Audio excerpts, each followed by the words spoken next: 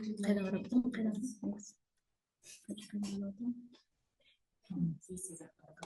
Қайырлы күн, құрметті әріптестер. Мен Ильясова Айнұр Жұмагазиевна, Аягөз қаласының қалалық қазақ мектеп лицейінің ағылшын тілі пәні мұғалімі, педагог, зерттеуші. Сіздердің назарларыңызға ұсынып отырған авторлық бағдарламаның тақырыбы ағылшын тілі пәнінен ұбт-ға дайындалудың тиімді жолдары. Қазіргі жаһандану кезінде ағылшын тілі тек шет тілі емес, білім мен мүмкіндіктер тілі, ал ұбт-дағы қорын мәтінді түсіну және логикалық ойлау қабілетін анықтайды. Осыған байланысты оқушыларды ағылшын тілінен ұбт-ға сапалы әрі жүйелі дайындау аса маңызды мәселе болып тұр. Бұл авторлық бағдарламаның әзірлеудегі негізгі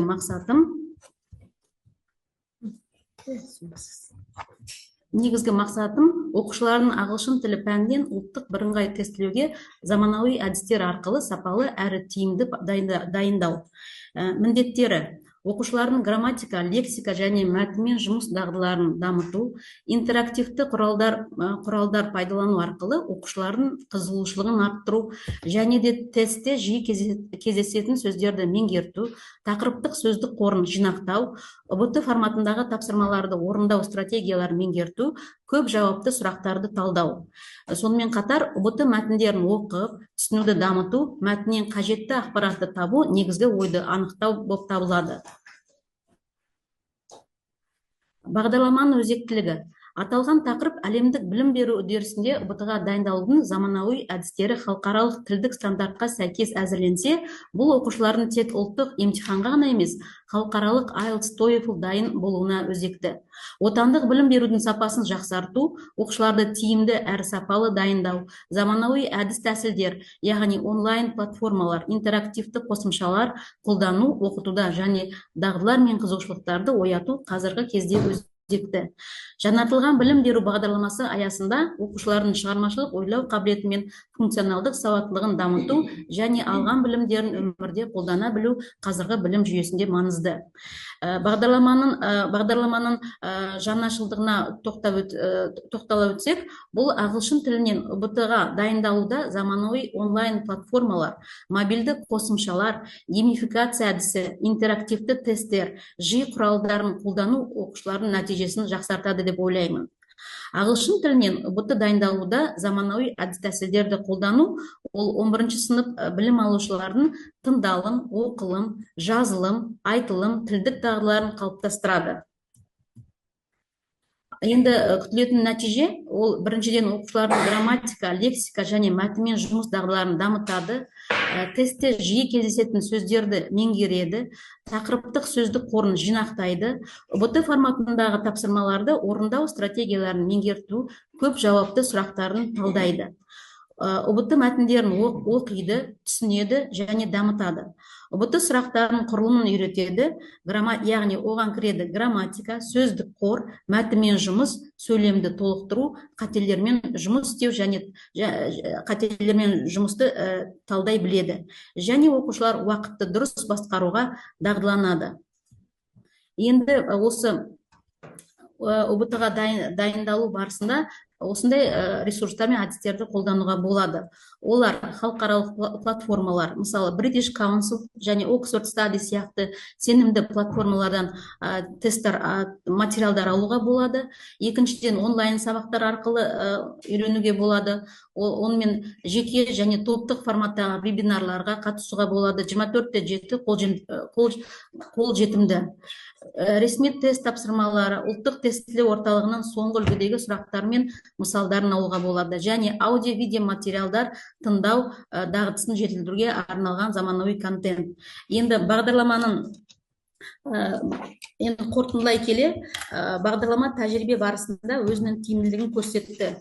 Оқушылардың тест нәтижелерінде оң динамика байқалып, пәнге деген қызығушылығы артты.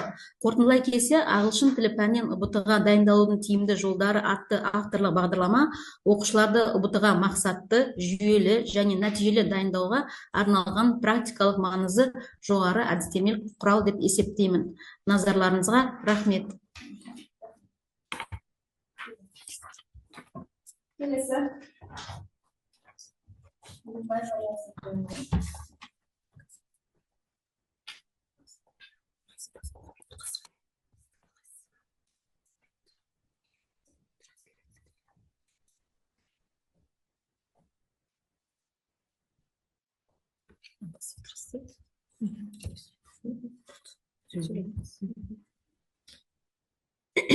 Good morning, everyone.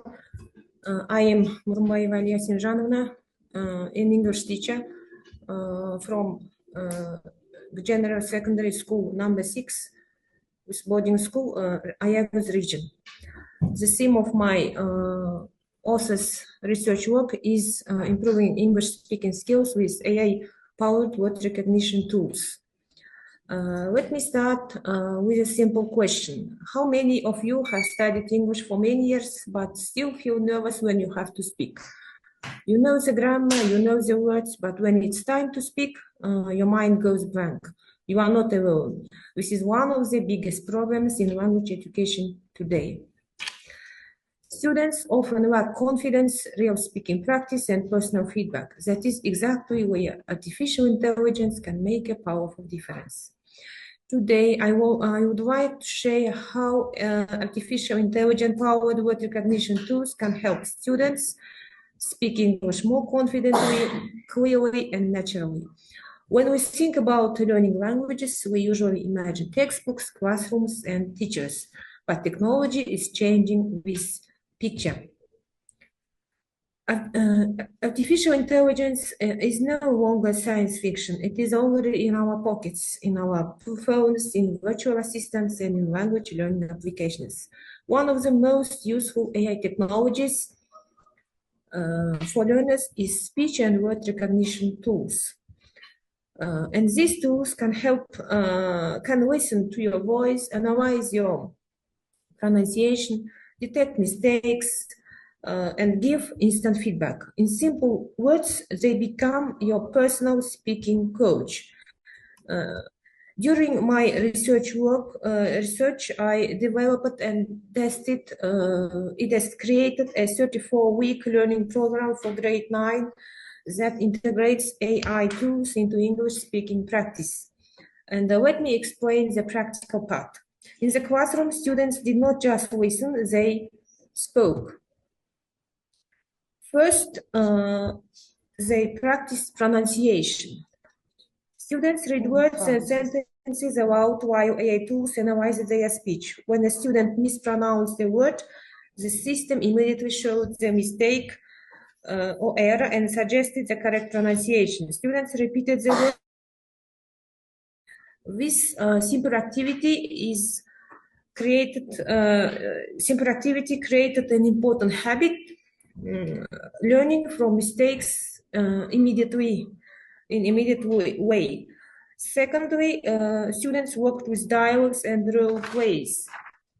They simulated real-life situations, job interviews, ordering food, traveling, or public speaking. Instead of memorizing dialogues, they actually spoke. The AI tools helped correct pronunciation and fluency during practice. As a result, students became less afraid of making mistakes and more willing to communicate. Third, we focused on vocabulary through speaking. Students learned new words and used them in short speeches and monologues. The system tracked accuracy and fluency. This helped students not only memorize words, but actively use them.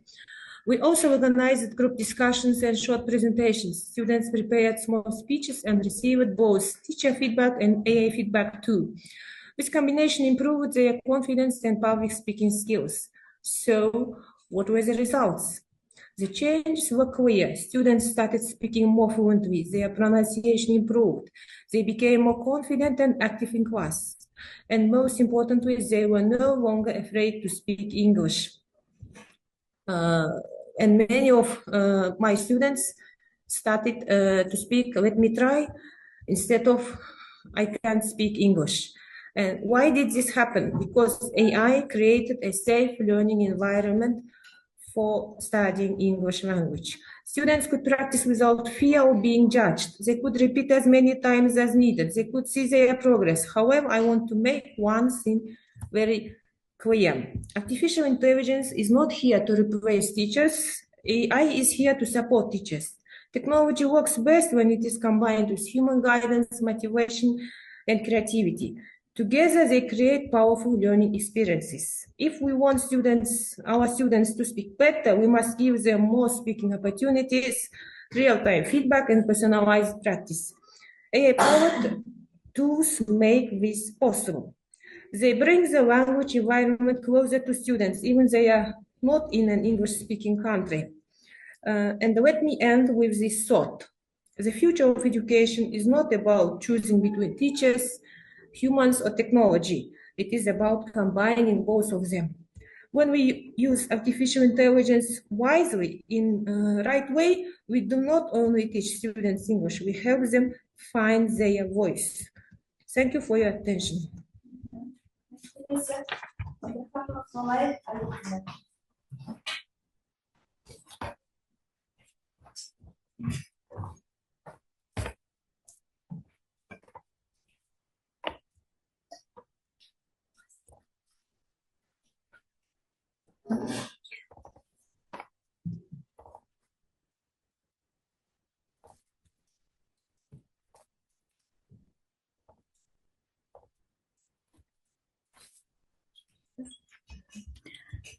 Сәлеметсіздер ме, құрметті әріптестер. Мен аты-жөнім Абдрахманова Құрал Әлиевна, Абай облысы білім басқармасы Аягөз ауданы білім бөлімінің қалалық қазақ мектеп лицейі коммуналдық мемлекеттік мекемесінің ағылшын тілі пәні мұғалімі, педагог сарапшымын.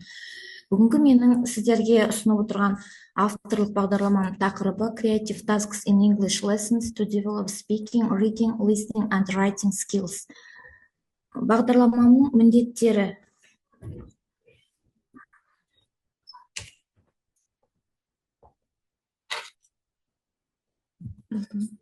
ағылшын тілін оқыту барысында шығармашылық тапсырмалар арқылы сөйлеу, тыңдау, оқу және жазу дағдыларын дамыту, оқушылардың тілдік кедергілерден арылту және қарым-қатынасқа ынталандыру. Бағдарламаның міндеттері: бірінші, оқушылардың ауызекі сөйлеу дағдыларын дамыту, тыңдау арқылы ақпаратты түсіну қабілетін жақсарту, оқушылардың мәтінді оқу және мағынасын түсіну дағдыларын жетілдіру, жазу дағдыларын қалыптастыру және ойын жүйелі түрде жеткізуге үйрету, жұптық және топтық жұмыстар арқылы оқушылардың коммуникативтік дағдыларын дамыту және де цифрлық құралдарды тиімді пайдаланып оқыту процесін қызықты әрі интерактивті ету. Бағдарламаның өзектілігі: қазіргі заманғы білім беру жүйесі оқушылардың тек теориялық білімін арттырумен шектелмей, олардың коммуникативтік дағдыларын, сыни ойлауын және шығармашылық қабілеттерін дамытуға бағытталған. Ағылшын тілі халықаралық қарым-қатынас тілі болғандықтан, оны еркін меңгеру оқушыларға болашақта кәсіби және академиялық тұрғыдан жаңа мүмкіндіктер ашады. Дегенмен, дәстүрлі оқыту әдістері барлық оқушыға бірдей тиімді бола бермейді. Оқушылардың ағылшын тілін белсенді әрі қызықты түрде меңгеру үшін шығармашылық тапсырмаларға негізделген оқыту әдістері өзекті болып табылады. Бұл бағдарлама оқушылардың оқу үрдісіне деген қызығушылықтарын арттырып, оларды белсенді қатысуға ынталандырады. Бағдарламаның ерекшеліктері: интерактивтілік, оқушылар рөлдік ойындар, яғни дебаттар, сторителлинг және диалогтық жаттығулар арқылы тілді белсенді түрде қолданады. Коммуникативтік бағыт: оқушылар өзара қарым-қатынас жасау арқылы тілдік кедергілерді жеңіп, сөйлеу дағдыларын жетілдіреді. Жобалық жұмыс, яғни оқушылар нақты тапсырмалар орындау арқылы практикалық дағдыларын дамытады. Цифрлық технологияларды пайдалану, сандық платформалар мен онлайн құралдар сабақта белсенді қолданылады. Оқушылардың белсенділігі тапсырмалар олардың өзіндік зерттеу жүргізуіне және шығармашылық ойлауына мүмкіндік береді. Бағдарламаның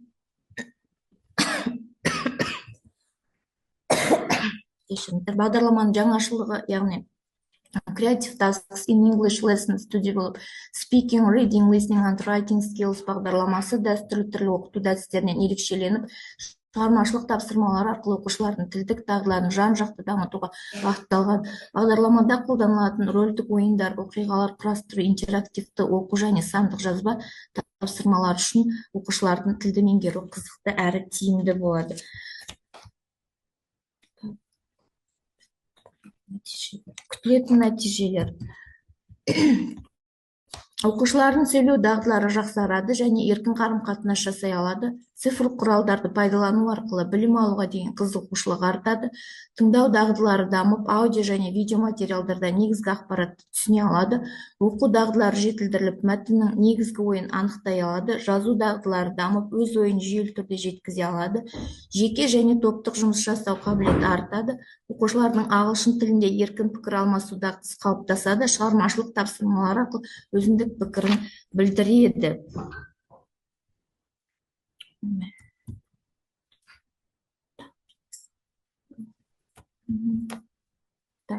Енді тақырыптық мазмұндық бөлімге келетін болсақ, вариативті курс бағдарламасы негізінен аптасына 1 сағат, яғни жылына 34 сағатты қамтиды. Яғни бұл 7 модульден тұрады. Module 1 Personal Identity and Daily Life, and Module 2 Places and Travel 5 сағатқа арналған, Module 3 Food and Shopping, Module 4 Work and School, Module 5 Health and Lifestyle, Module 6 Society and Culture, Module 7 Nature and Environment. Курс соңында оқушылар өздерін және басқаларын таныстыра алады, күнделікті өмірдегі уақытты басқару дағдыларын дамытады, айналадағы ортамен саяхаттау туралы сөйлесе алады, қалалар, қоғамдық көлік және әлемдегі елдер мен маусымдар туралы ақпарат бере алады, денсаулық пен салауатты өмір салты туралы сөйлесе алады, спорт және психикалық денсаулықтың маңыздылығы туралы пікір білдіреді, қоғам мен мәдениет тақырыптарын талқылай алады, түрлі мерекелер, әлеуметтік әдеп нормалары, өнер және медиа туралы ой бөліседі. Сонымен қатар грамматикалық ережелерді меңгереді, мысалы етістіктердің шақтары, сын есімдер мен үстеулер, модальді етістіктер, көптік және жекеше түрлері және тағы басқа. Осыған байланысты күнтізбелік тақырыптық жоспар құрылады және күнтізбелік тақырыптық жоспарға бағытталып 34 сағатқа арналған қысқа мерзімді жоспар жасалды. Ақпараттық әдістемелік бөлімде оқушылардың тапсырмаларды түсіну және оңай орындау қабілеті қалыптастыру, шығармашылық ойлауын дамыту және оқу үдерісіне деген тұрақты қызығушылығын арттыру, оқушылардың білімді қаншалықты меңгеруіне нақтылау және кері байланыс беру үшін әр сабақта әртүрлі тапсырмалар беріледі. Мысалы Word, Walnut, Jamkit, Quizzes, Come Learning Apps сияқты басқа да платформалар берілген. Оқушылардың жұмыс нәтижелерін бағалау үшін Candle, Dollar, Metal, Drift, Ста сияқты визуалды және ойын түрінде кері байланыс әдістері пайдаланылды. Енді бұл оқыту ұйымдастыруға әдістемелік нұсқаулар, яғни оқушылардың қызығушылығын арттырып, олардың тілдік дағдыларын тиімді жетілдіруге көмектеседі. Олар мысалы Storytelling Change әдісі, мақсат оқушылардың сөйлеу және жазу дағдыларын жетілдіру, әр оқушы жаңа сөйлем немесе абзац қосады, оқушылардың шығармашылық ойлау мен сөйлеу қабілеті дамиды. Мысалы Mystery Sounds Challenge, яғни мақсаты тыңдау қабілетін жетілдіру және сипаттау дағдысын дамыту, оқушылар тыңдау арқылы түсіну және сипаттау қабілетін дамытады. Сол сияқты Role Playing Real Life Situations, бұл оқушылар шынайы өмірдегі жағдайларды ойнап сөз тіркестерін қолданады. Яғни Jigsaw Reading әдісі, мақсаты оқылым дағдысын жетілдіру және топта жұмыс істеу қабілеті дамиды. Оқушылар оқыған ақпаратты түсініп, басқаларға жеткізе біледі. Яғни қорытындылай келе, осы авторлық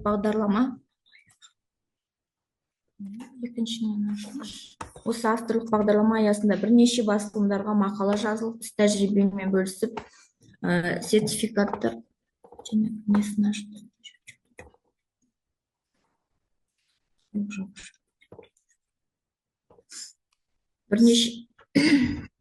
бірнеше басылымдарға мақалалар жарияланды. Яғни атап айтатын болсақ, республикалық жаңашыл педагог мінбері ғылыми әдістемелік журнал, республикалық білім айнасы ғылыми танымдық журналға, республикалық жаңашыл үздік ұстаз